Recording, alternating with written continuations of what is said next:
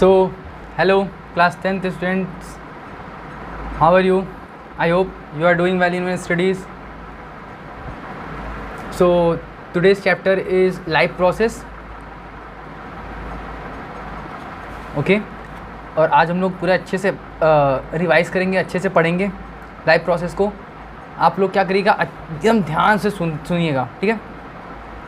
बाकी कुछ नहीं, सराउंडिंग में कुछ नहीं आपको होने चाहिए, सिर्फ ध्यान से मेरी बातों को सुनते जाइए। फिर उसके बाद से अपना एनसीईआरटी पढ़िएगा, आपका सारा डाउट क्लियर हो जाएगा, ठीक है। तो देखिए, जैसे कि आपने टाइटल देखा लाइफ प्रोसेस, तो सबसे पहले लाइफ प्रोसेस है क्या उसके बारे में जानते हैं। The process that are necessary for an organism to stay alive. Example nutrition, respiration etcetera. मतलब जो प्रोसेस है ना, जो नेसेसरी है ऑर्गेनिज्म के लिए, किसके एक जिंदा रहने के लिए, मतलब टू स्टे अलाइव, वो हमारा लाइफ प्रोसेस है। जैसे न्यूट्रिशन, रेस्पायरेशन एक्सेट्रा।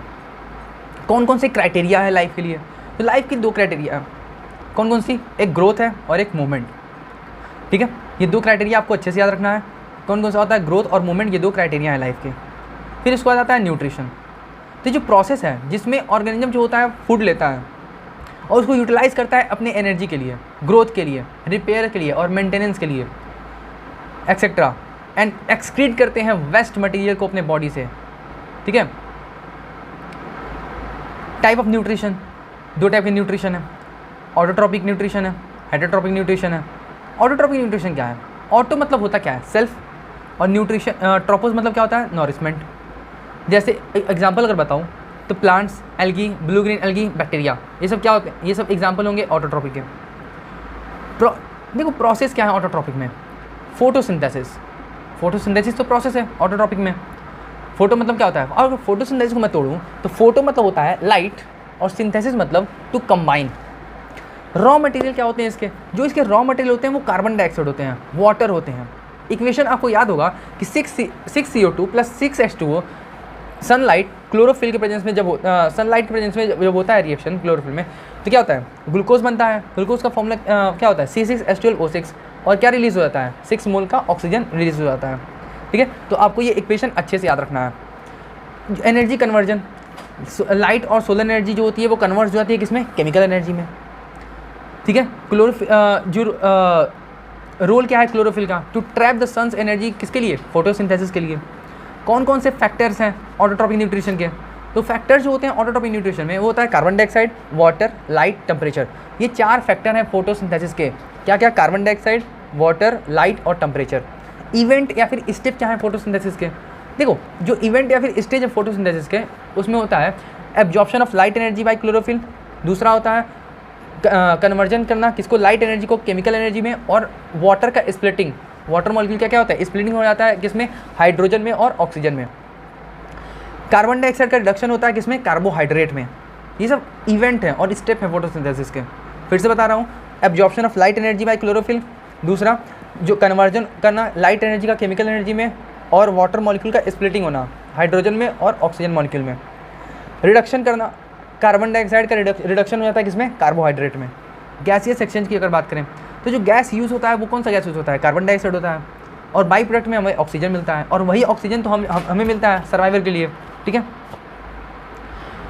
सोर्स क्या है रॉ मटेरियल का? कार्बन डाइऑक्साइड जो है वो land plants, airs, aquatic plants, waters. Water और मिनरल सॉइल से मिल जाता है प्लांट्स को, ठीक है। हेटेरोट्रॉपिक न्यूट्रिशन की अगर बात करें, हेटेरो मतलब क्या होता है? अदर, और ट्रोपोस मतलब होता है नॉरिशमेंट, ठीक है। पहले ही बताया मैंने। जैसे इसमें एग्जांपल आ जाएगा एनिमल्स, प्लांट्स, प्लांट्स क्लोरोफिल जिसमें लैक करता है, जैसे फंजाई में क्लोरोफिल होता नहीं है। अब देखो, इसमें आता है सेप्रोफाइटिक न्यूट्रिशन। सेप्रोफाइटिक न्यूट्रिशन क्या होता है? वो ऑर्गेनिज्म जो फीड करते हैं डेड और डिकेइंग प्लांट्स पे या फिर एनिमल्स मटेरियल पे, वो हमारे सेप्रोफाइटिक एनिमल्स न्यूट्रिशन होते हैं, सेप्रोफाइटिक न्यूट्रिशन होते हैं। जैसे एग्जांपल अगर बात करें, फंजाई होता है, ठीक है, जो फंजाई है, बैक्टीरिया है, ये सब इसमें आते हैं। फिर उसके बाद आता है पैरासाइटिक न्यूट्रिशन। पैरासाइटिक न्यूट्रिशन क्या होता है? ऑर्गेनिज्म ऑब्टेन करते हैं food from the body of another living, उसको होस्ट मान लेते हैं, ठीक है। जैसे ही दो टाइप के पैरासाइट हैं, एक होता है इंडो पैरासाइट, एक होता है एक्टो पैरासाइट। इंडो पैरासाइट क्या होता है और एक्सो पैरासाइट क्या होता है? वो पैरासाइट जो लीव करते हैं inside the body of the host, जैसे टेप वॉर्म, राउंड वॉर्म, ये क्या होते हैं, होस्ट के अंदर होते हैं, तो वो अंदर है मतलब इंडो पैरासाइट। एक्सो मतलब होता है बाहर, इंडो मतलब होता है अंदर, और एक्सो मतलब क्या होता है बाहर, ऐसे याद रख सकते हैं। एक्सो मतलब होता है बाहर, इंडो मतलब अंदर। वो पैरासाइट जो होस्ट के अंदर हो इंडो पैरासाइट होंगे, जो सरफेस पे हो बाहर हो मतलब parasite that leave on the body of the host, जैसे लाइस हो गया, लीच हो गया, ये सब हो गया, ये सब क्या होते हैं, एक्सो पैरासाइट होते हैं। एक चीज़ आप याद रखिएगा कि parasite benefit while most host is usually harm. Parasite को तो बेनिफिट हो जाता है, ठीक है, उसको फूड मिल जाता है, लेकिन बहुत सारे जो होस्ट होते हैं ना उनको हार्म करता है वो, ठीक है, तो याद रखिएगा। और जैसे अगर एग्जांपल इसका बता दूं मैं, तो इसका एग्जांपल होता है कसकत्ता। कसकत्ता प्लांट जो होता है वो पैरासाइट होता है, ठीक है, अमरबेल इसको बोलते हैं। प्लाज्मोडियम मलेरियल पैरासाइट होता है ये, ठीक है। होलोजेनिक न्यूट्रिशन की अगर बात करूँ मैं, देखो होलोजेनिक न्यूट्रिशन में होता क्या है, ऑर्गेनिज्म जो होते हैं मोस्टली अगर एनिमल्स, ठीक है, take in whole food and then digest it into the smaller particles with enzymes. जैसे एग्जांपल अगर बात करें, amoeba, paramecium, animals, human beings, ये सब होते हैं। अब होलोजेनिक न्यूट्रिशन के स्टेप क्या हैं, देखो होलोजेनिक न्यूट्रिशन के जो स्टेप होते हैं, जैसे इंजेशन। बेसिकली इंजेशन में क्या होता है, खाना हमने खाया मतलब टेकिंग फूड, तो फूड को लेना इंजेशन है। Digestion, breaking down of complex food, जो कॉम्प्लेक्स फूड है जो हमने खाया उसको सिंपल मॉलिक्यूल में एब्जॉर्ब फॉर्म में तोड़ना, ठीक है, डाइजेशन हो गया। Assimilation, utilization of digested food from the body, ठीक है, जो डाइजेस्टेड फूड है उसका यूटिलाइजेशन करना। इजेशन, रिमूव करना अनडाइजेस्टेड फूड, जो फूड डाइजेस्ट नहीं हुआ है हमारे बॉडी में उसका क्या करना, रिमूवल करना, मतलब जो अनडाइजेस्टेड है, डाइजेस्ट नहीं हुआ तो मतलब अनडाइजेस्टेड है, तो उसको रिमूव करना बॉडी से, वो हमारा क्या है, इजेशन है। अब न्यूट्रिशन जो होता है ह्यूमन बींग्स में, जैसे alimentary canal, mouth, oesophagus, stomach, small intestine, large intestine, ठीक है, कुछ इंपॉर्टेंट ग्लैंड्स भी होते हैं, जूस भी होते हैं, ठीक है। देखिए अगर अब मैं बात करता हूँ ऑर्गन, ग्लैंड्स, इंजाइम्स या फिर जूस और फंक्शन, ये बहुत ज़्यादा इंपॉर्टेंट है, ध्यान से सुनिएगा अच्छे से। देखो ऑर्गन, अगर बात करूँ माउथ, तो माउथ में एक ग्लैंड पाया जाता है, उस ग्लैंड का नाम जानते होंगे आप भी, सलाइवरी ग्लैंड। तो वो जो माउथ में ग्लैंड पाया जाता है सलाइवरी ग्लैंड, वो एक इंजाइम या फिर जूस निकालता है जिसको बोलते हैं सलाइवरी अमाइलेज, ठीक है। इसका फंक्शन होता है कि वो कन्वर्ट करता है स्टार्च को किसमें, शुगर को, स्टार्च को शुगर में कन्वर्ट कर देता है। पहला पॉइंट क्या बोला मैंने, माउथ, माउथ में कौन सा ग्लैंड प्रेजेंट है, सलाइवरी ग्लैंड प्रेजेंट है, ठीक है। वो कौन सा एंजाइम या फिर जूस निकालता है, सलाइवरी अमाइलेज। उसका फंक्शन क्या होता है कि वो कन्वर्ट कर देना किसको, स्टार्च को शुगर में कन्वर्ट कर देना, ठीक है।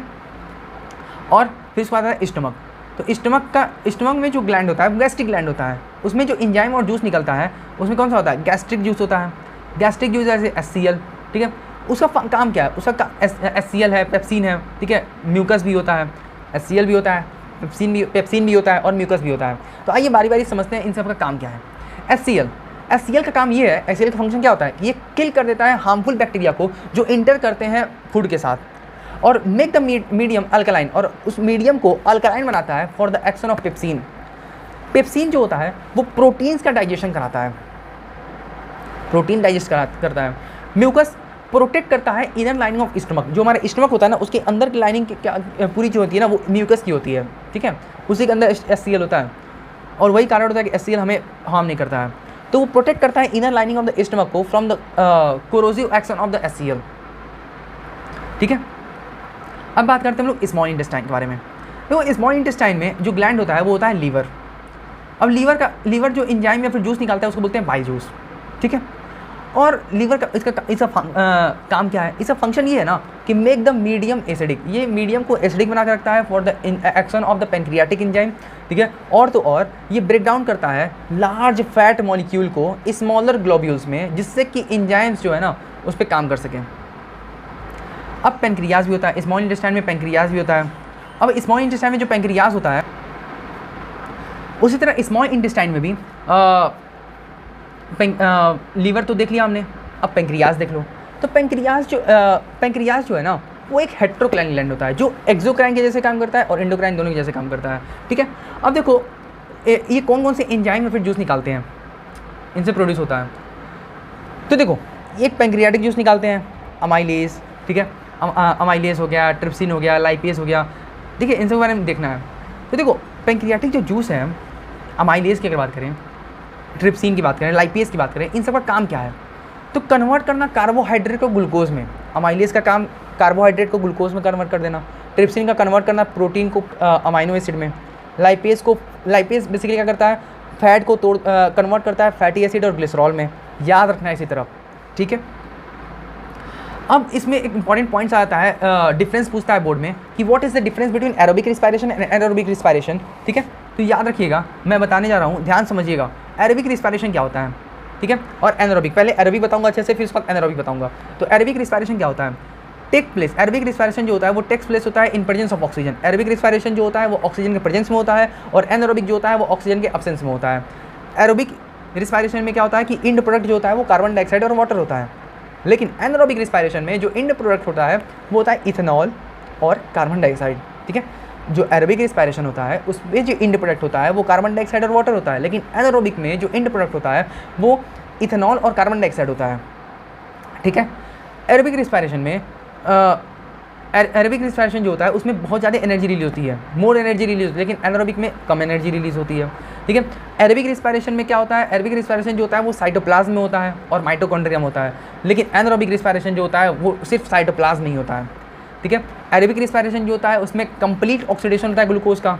एरोबिक रिस्पायरेशन में ग्लूकोज का एक कंप्लीट ऑक्सीडाइजेशन होता है, लेकिन एनारोबिक रिस्पायरेशन में इनकम्प्लीट ऑक्सीडेशन होता है ग्लूकोज का, ठीक है। एरोबिक रिस्पायरेशन की अगर बात करें तो it occur in most organisms, लेकिन एनारोबिक रिस्पायरेशन जो होता है वो सिर्फ कुछ ही बैक्टीरिया में, ईस्ट में और कुछ tissue of the higher organisms होते हैं, जैसे ह्यूमंस हो गए। एग्जाम्पल अगर बात करें तो ह्यूमंस ड्यूरिंग विगरस एक्सरसाइज क्या होता है? जब ह्यूमंस बहुत ज़्यादा एक्सरसाइज कर लेते हैं, बहुत ज़्यादा एक्सरसाइज विगरस एक्सरसाइज कर लेते हैं, तो जो डिमांड जो होता है ऑक्सीजन का ना बढ़ जाता है। अब डिमांड बढ़ जाता है ऑक्सीजन का, तो ऑक्सीजन की जो होता है ना वो ज़्यादा होता है, की आवश्यकता ऑक्सीजन की आवश्यकता ज़्यादा पड़ जाती है। तो मसल्स की क्या होती है? मसल्स जो होती है ना वो रिस्पायर करती हैं एनारोबिकली कुछ समय के लिए, ठीक है। और फिर उसके बाद एरोबिक में जो इक्वेशन बनता है कि ग्लूकोज टूटता है पायरुवेट में, और फिर उसके बाद से कार्बन डाइऑक्साइड प्लस पानी और एनर्जी। कार्बन डाइऑक्साइड रिलीज करता है, फिर वाटर और बाई प्रोडक्ट बनता है और एनर्जी निकलता है। एनारोबिक रिस्पायरेशन में जो इक्वेशन बनता है ईस्ट में अगर देखें तो ईस्ट में ग्लूकोज जो होता है वो पायरुवेट में कन्वर्ट होता है, फिर पायरुवेट जो होता है इथेनॉल में, और इथेनॉल प्लस पायरुवेट होता है किसमें? इथेनॉल में, वाटर में, और एनर्जी रिलीज होता है, ठीक है। मसल सेल्स में जो ग्लूकोज होती हैं वो कन्वर्ट जाती हैं पायरुवेट में, और फिर उसके बाद से वो लैक्टिक एसिड में कन्वर्ट जाती है और एनर्जी रिलीज होता है। कुछ कॉमन फीचर्स हैं रिस्पायरेटरी ऑर्गन के, कौन कौन से हैं? जो लार्ज सर्फेस एरिया होता है for the greater rate of diffusion for respiratory gases, large surface area for greater rate of diffusion of respiratory gases, ठीक है। थिन परमिएबल वॉल्स जिससे कि टू इंश्योर द ईजी, जिससे कि वो इंश्योर कर सकते हैं ईजी डिफ्यूजन और एक्सचेंज ऑफ गैसेज, ठीक है। और अगर बात करें एक्सटेंसिव ब्लड सप्लाई की अगर बात करें तो रिस्पायरेटरी ऑर्गन्स जो होते हैं ना वो richly supplied with the blood vessels for the quick transport of gases, समझ रहे हो। उसी तरह गैसेस एक्सचेंज अगर प्लांट की बात करें तो प्लांट में जो गैसेस एक्सचेंज का जो प्रोसेस होता है वो डिफ्यूजन से होता है। जो डायरेक्शन होता है डिफ्यूजन का वो डिपेंड करता है इन्वायरमेंटल कंडीशन पे और रिक्वायरमेंट ऑफ द प्लांट, ठीक है, उस पर डिपेंड करता है। देखो डे टाइम में बेसिकली क्या होता है और डे टाइम में और नाइट टाइम में होता क्या है, आओ देखते हैं। देखो डे टाइम में कार्बन डाइऑक्साइड जो होता है ना वो डे टाइम में बेसिकली होता क्या है कि carbon dioxide given out during respiration is use for photosynthesis. मतलब डे टाइम में क्या होता है कि जो कार्बन डाइऑक्साइड निकलता है ड्यूरिंग रिस्पायरेशन उसको यूज़ कर लेते हैं फोटोसिंथेसिस के लिए, प्लांट यूज़ कर लेता है। देयरफॉर ओनली ऑक्सीजन जो होता है ना वही रिलीज होता है, जो कि एक मेजर एक्टिविटी होता है ड्यूरिंग द डे। और नाइट टाइम में ओनली रेस्पायरेशन टेक प्लेस, इसलिए सिर्फ कार्बन डाइऑक्साइड रिलीज होता है, जो कि एक मेजर एक्टिविटी होता है ड्यूरिंग नाइट। अब गैसेस एक्सचेंज अगर एनिमल की बात करें, जो टेरेस्ट्रियल एनिमल होते हैं, terrestrial animal take oxygen from the environment. जो टेरेस्ट्रियल एनिमल होते हैं ना वो ऑक्सीजन तो ले लेते हैं इन्वायरमेंट से। फिर उसके बाद एक्वाटिक एनिमल की अगर बात करें तो एक्वाटिक एनिमल जो होते हैं वो ऑक्सीजन लेते हैं जो पानी में डिजॉल्व होता है, पानी में ऑक्सीजन डिजॉल्व होता है वो उससे लेते हैं ऑक्सीजन। तो ऑक्सीजन कंटेंट जो होती है पानी में क्या होती है, कम होती है। यही होता है, यही प्रॉब्लम होता है, यही दिक्कत हो जाता है एक्वाटिक ऑर्गेनिजम्स के लिए। यही कारण होता है कि वो ब्रीथ जो होते हैं बहुत तेज़ करते हैं, ठीक है। ये लाइन कई बोर्ड में पूछ लेता है। अब देखो ह्यूमन रिस्पायरेटरी सिस्टम, देखो ह्यूमन रिस्पायरेटरी सिस्टम है क्या, आओ देखते हैं। तो ह्यूमन रिस्पायरेटरी सिस्टम में सबसे पहले एक्सटर्नल नॉस्ट्रिल आता है। एक्सटर्नल नॉस्ट्रिल से ह्यूमन रेस्पिरेटरी सिस्टम कैसे होता है उसको बारे में बता रहा हूँ, प्रोसेस पूरा बता रहा हूँ कि एक्सटर्नल नॉस्ट्रिल से पूरा एल्वेलाई तक एक सीक्वेंस कैसे है, प्रोसेस कैसा है वो बता रहे हैं। देखो सबसे पहले आता है एक्सटर्नल नॉस्ट्रिल्स। एक्सटर्नल नॉस्ट्रिल ये जो दो होते हैं ना, ये एक्सटर्नल नॉस्ट्रिल्स होते हैं। तो एक्सटर्नल नॉस्ट्रिल से जाता है नसल कैविटी में, नसल कैविटी से जाएगा ट्रैकिया में, ट्रैकिया से जाएगा ब्रोंकाई में, ब्रोंकाई से जाएगा ब्रोंकियोल्स में, फिर भी उसके बाद चला जाता है एल्वेलाई में। रिंग्स जो ऑफ कार्टिलेज प्रेजेंट होते हैं थ्रोट में, हमारे थ्रोट में क्या होता है, एक रिंग्स ऑफ कार्टिलेज प्रेजेंट होती हैं थ्रोट में, जो इंश्योर करता है ट्रैकिया को, इंश्योर दैट की जो ट्रैकिया जो है ना, जो रिंग्स ऑफ कार्टिलेज हमारे प्रेजेंट होते हैं वो इंश्योर करता है कि ट्रैकिया जो कोलैप्स ना कर जाए। ठीक है, जब एयर कम हो तो कोलैप्स ना कर जाए, इसी यही कारण होता है कि उसमें रिंग्स प्रेजेंट होती हैं।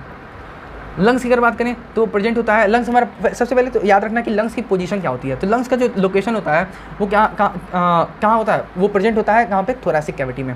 ठीक है, और ये स्पॉन्जी होते हैं, इलास्टिक बैग्स होती हैं जिसमें ब्रोंकाई, ब्रोंकियोल्स और एल्वेलाई भी होता है। एल्वेलाई कैसा होता है, तो साइक लाइक स्ट्रक्चर होता है, पता होना चाहिए। ठीक है, अब देखो रिस्पायरेशन जो होती है वो दो फेज में होती है, एक्सटर्नल और इंटरनल, दो चीज़ होता है। रिस्पायरेशन जो होता है वो दो फेज में होता है, एक होता है एक्सटर्नल और एक होता है इंटरनल।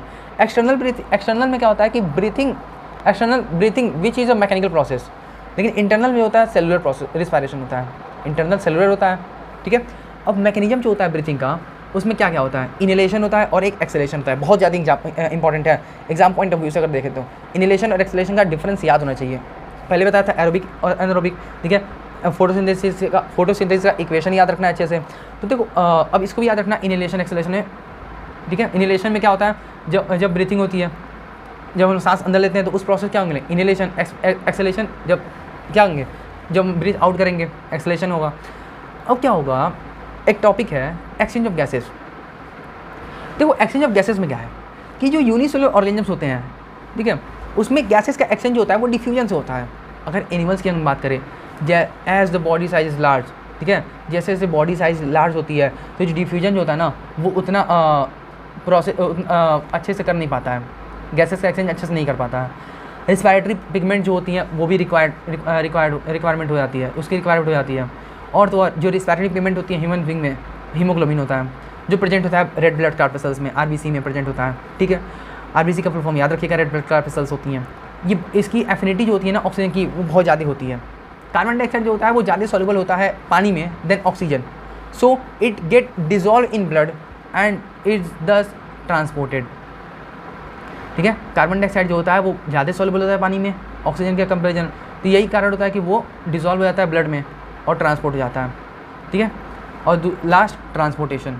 देखो ट्रांसपोर्टेशन जो होता है ह्यूमन बींग्स में, अगर ब्लड की बात करें, चलो ब्लड की बात करते हैं पहले। तो ब्लड क्या होता है, सबसे पहले याद रखना, जितना पॉइंट बता रहा हूँ ब्लड के बारे में अच्छे से याद रखना। ठीक है, तो देखो ब्लड जो होता है एक क्या होता है, एक फ्लूइड कनेक्टिव टिश्यू होता है। जो ब्लड होता है एक फ्लूइड कनेक्टिव टिश्यू होता है, इसके कुछ कंपोनेंट्स भी होते हैं। जैसे फ्लूइड मीडियम की बात करें तो प्लाज्मा, रेड ब्लड सेल्स होता है, वाइट ब्लड सेल्स होता है, प्लेटलेट्स होता है। ठीक है, और प्लेटलेट्स होती हैं जो क्या होती हैं, सस्पेंडेड होती हैं प्लाज्मा में। ठीक है, प्लाज्मा जो होता है वो ट्रांसपोर्ट करता है फूड को, ऑक्सीजन को, कार्बन डाइऑक्साइड को, नाइट्रोजनस वेस्ट को, इन सबको क्या करता है, ट्रांसपोर्ट कराता है। अगर हम बात करें ब्लड के फंक्शन की, तो ब्लड का फंक्शन याद रखना है, बहुत इंपॉर्टेंट है, क्वेश्चन बनता है इस पर।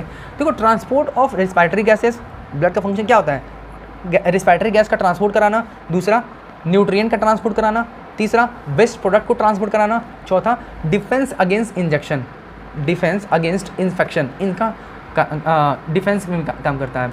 अब ब्लड वेसल्स की अगर बात करें तो ब्लड वेसल्स हमारे कौन कौन से होते हैं, ब्लड वेसल्स हमारे जो होते हैं तीन होते हैं, आर्टरीज होती हैं, वेन्स होती हैं और कैपिलरीज होती हैं। बहुत इंपॉर्टेंट होता है, कई बार क्वेश्चन पूछ देता है आर्टरीज और वेन्स में डिफरेंस। तो देखो आर्टरीज और वेन में आपको डिफरेंस पता होनी चाहिए।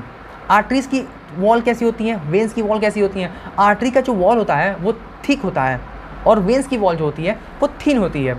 आर्टरी जो होती है डीप सीटेड होती है, लेकिन वेन्स जो होती हैं सुपरफिशियल होती हैं। आर्टरीज जो होती हैं वो कैरी करती हैं ब्लड को, हार्ट से दूर लेके जाती हैं। आर्टरी का काम है कि वो हार्ट से ब्लड को दूर लेके जाएगा, carry blood away from the heart, हम लोग बोल सकते हैं। लेकिन वेन्स का काम क्या है, वो हार्ट के टूवर्ड, मतलब कैरी करता है ब्लड को टू द हार्ट। ठीक है, याद रखना है। अब आर्टरी क्या करती हैं, आर्टरी जो होती हैं वो कैरी करती हैं ऑक्सीजनेटेड ब्लड, लेकिन वेन्स कैरी करती हैं डी ऑक्सीजनेटेड ब्लड। ठीक है, आर्टरीज में क्या होता है, वॉल्व अब्सेंट होता है, लेकिन वेन्स जो होती है ना उसमें वॉल्व प्रेजेंट होती हैं। बहुत इंपॉर्टेंट होता है, फिर से बता रहा हूँ, जो आर्टरीज होती हैं उसमें वॉल्व और वेन्स में वॉल्व। याद रखना है कि आर्टरीज में जो वॉल्व्स होती हैं वो अब्सेंट होती हैं, जो वेन्स होती हैं उसमें वॉल्व जो होती हैं प्रेजेंट होती हैं। आओ अब वो हर्ट की बात कर लेते हैं। देखो हर्ट में डायग्राम उसका अच्छे से याद रखना हर्ट का, ठीक है। कई बार क्वेश्चन बन जाता है कि एक्सप्लेन करिए, ड्रॉ करिए लेवल diagram of the heart and explain, ठीक है। क्वेश्चन पूछ देता है कई बार 5 नंबर में, तो याद रखना है आपको हर्ट का अच्छे से डायग्राम अच्छे से याद रखना है, ठीक है। उसके बारे में पूरा फंक्शन याद रखना है। तो आइए देखते हैं हर्ट के बारे में, ठीक है। हर्ट का वर्किंग क्या है, ठीक है, और सारा देखते हैं, ठीक है। देखो हर्ट जो होता है एक मस्कुलर ऑर्गन होता है जो वर्क करता है एज अ पंप की जैसे, सर्कुलेटरी सिस्टम में एक पंप के जैसे काम करता है।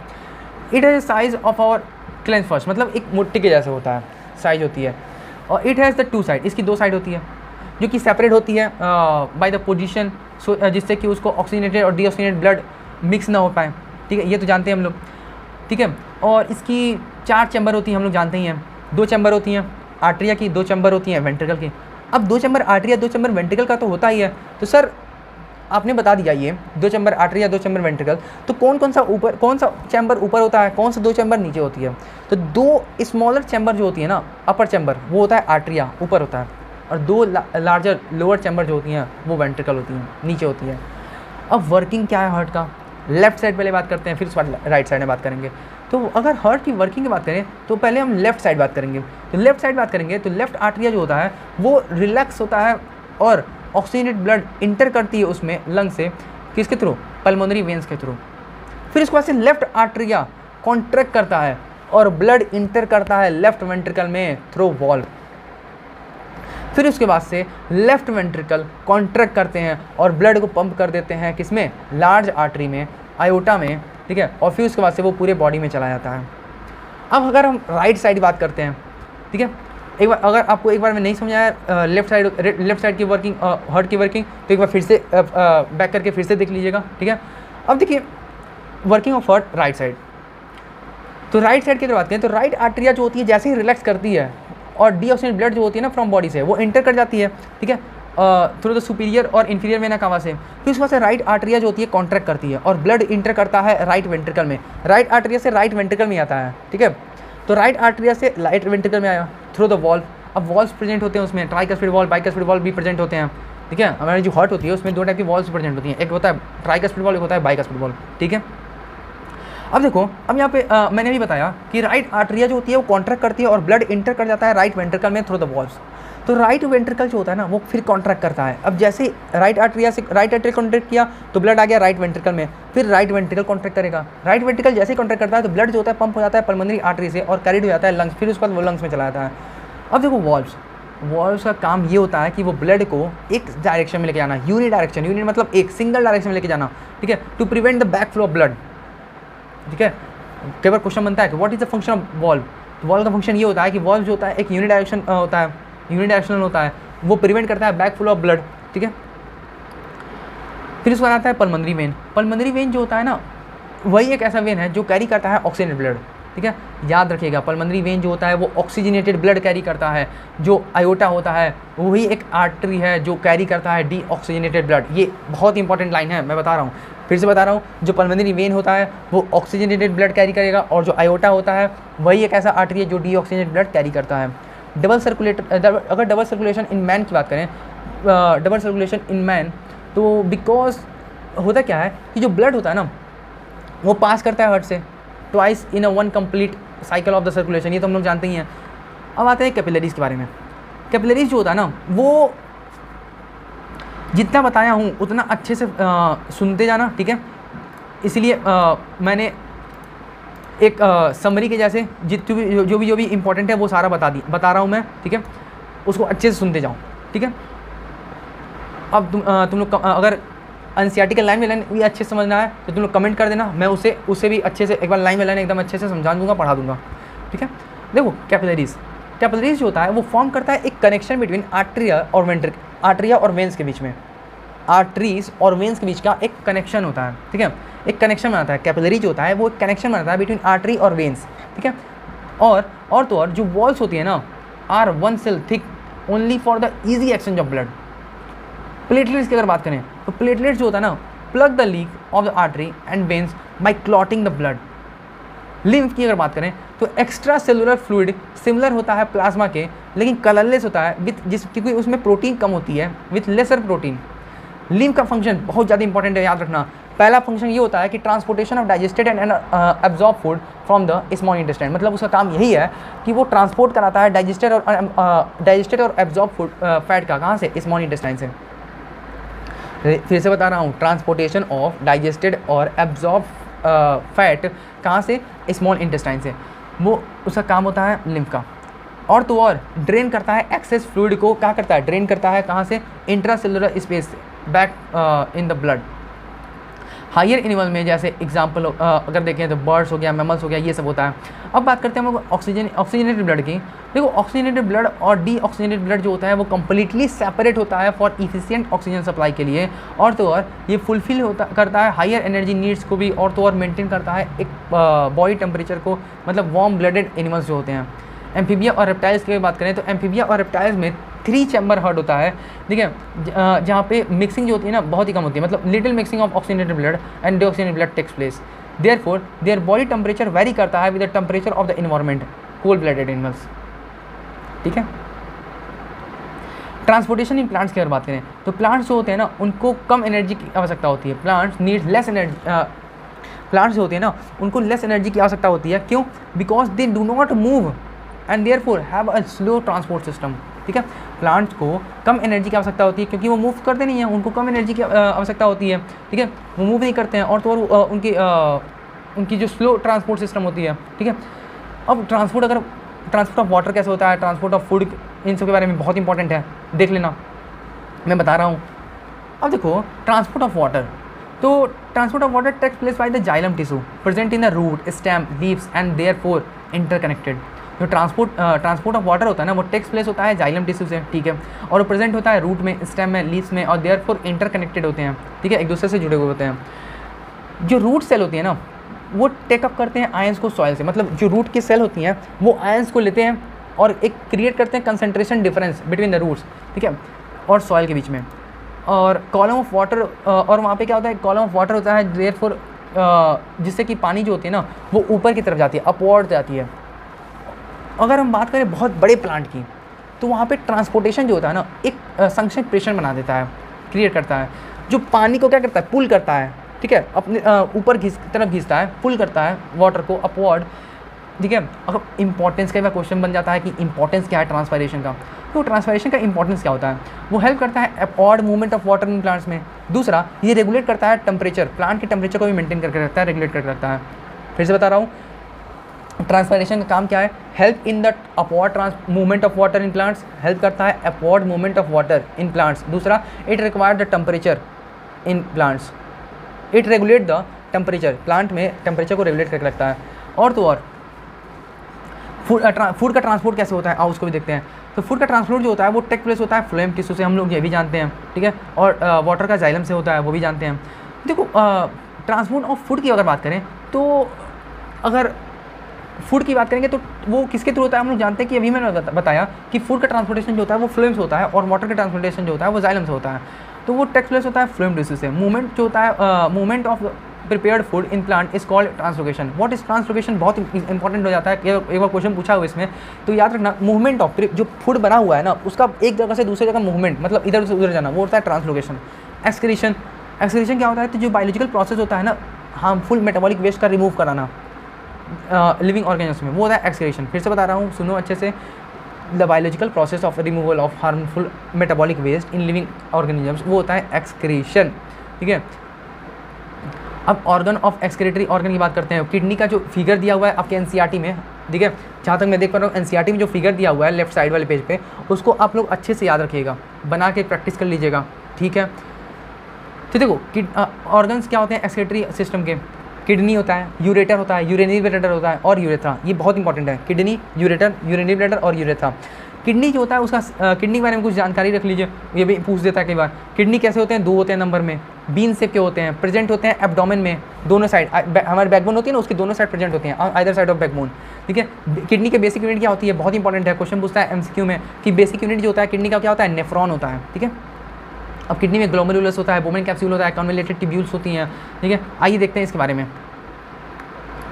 देखो जो ग्लोमेरुलस होता है वो एक ग्रुप ऑफ कैपिलरीज होती है, मतलब एक क्लस्टर के जैसे होता है जो प्रेजेंट होता है बोमेन कैप्सूल में, और वो रिसीव करता है ब्लड को कहाँ से, रीनल आर्टरी से, और फिल्टर करता है उसको, ठीक है। फिर उसके बाद आता है बोमन कैप्सूल।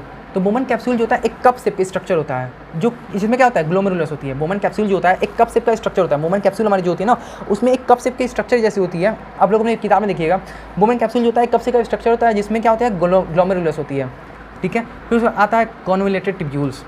कॉन्वोलेटेड टिब्यूल्स जो होता है एक लॉन्ग और रीअब्जॉर्ब वाइटल, ये क्या होता है, फिर से बता रहा हूँ, कॉन्वोलेटेड टिब्यूल जो होता है एक लॉन्ग और रीअब्जॉर्ब वाइटल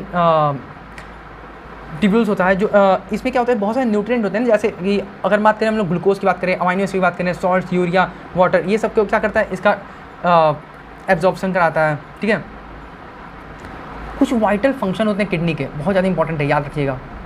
पहला, filtration and removal of nitrogenous waste. दूसरा, रीअब्जॉर्प्शन ऑफ वाइटल न्यूट्रिएंट। फिर से बता रहा हूँ, फिल्ट्रेशन और रिमूवल ऑफ नाइट्रोजनस वेस्ट। दूसरा, रीअब्जॉर्प्शन ऑफ वाइटल न्यूट्रिएंट, ठीक है। यूरेटर, यूरेटर जो होता है इसका फंक्शन याद रखना, क्योंकि क्वेश्चन बना हुआ है, फिर से आ सकता है, इसलिए बोल रहा हूँ किडनी का फिगर अच्छे से याद रखना, उसका फंक्शन जो बता रहा हूँ उसको ध्यान से सुनना और याद कर लेना, लिख लेना कहीं भी, ठीक है। तो यूरेटर, यूरेटर का काम क्या है, यूरेटर, यूरिनरी ब्लैडर और यूरेथ्रा, ठीक है, इन सब के बारे में बताने जा रहा हूँ, अच्छे सुनना।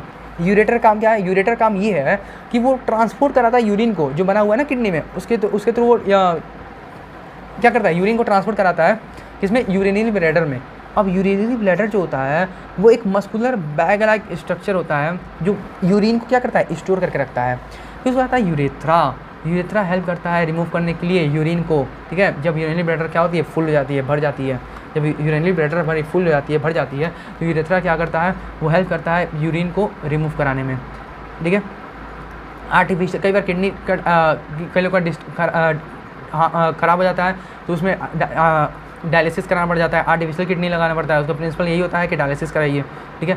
एक्सक्रीशन क्या होता है, कैसे होता है प्लांट में, gaseous waste, CO2 in respiration, O2 होता है फोटोसिंथेसिस में, ये रिमूव हो जाते हैं by the process of diffusion.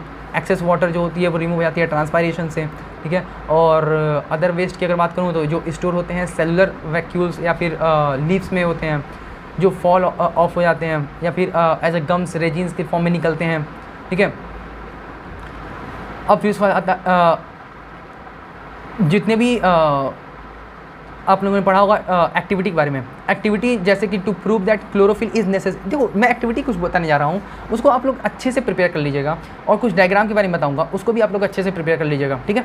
इससे बाहर क्वेश्चन ही नहीं बनेगा, जितना बता रहा हूँ उससे पढ़ लीजिएगा। एक्टिविटी से भी क्वेश्चन बन सकता है, और जो डायग्राम बना रहा हूँ उससे क्वेश्चन बनेगा। एक दो क्वेश्चन आपको दिख जाएगा इसमें, ठीक है। अच्छे से ध्यान से देखिए, सुनिएगा। जो इंपॉर्टेंट एक्टिविटीज़ हैं, पहला एक्टिविटी NCERT में मार्क कर लीजिएगा, चाहे कहीं लिख लीजिएगा, to prove that chlorophyll is necessary for photosynthesis, important है। दूसरा, to prove that CO2 is necessary for photosynthesis, ये भी इंपॉर्टेंट है। तीसरा, to prove that light is necessary for photosynthesis, ये भी इंपॉर्टेंट है। To prove that product of fermentation is CO2, ये भी इंपॉर्टेंट है।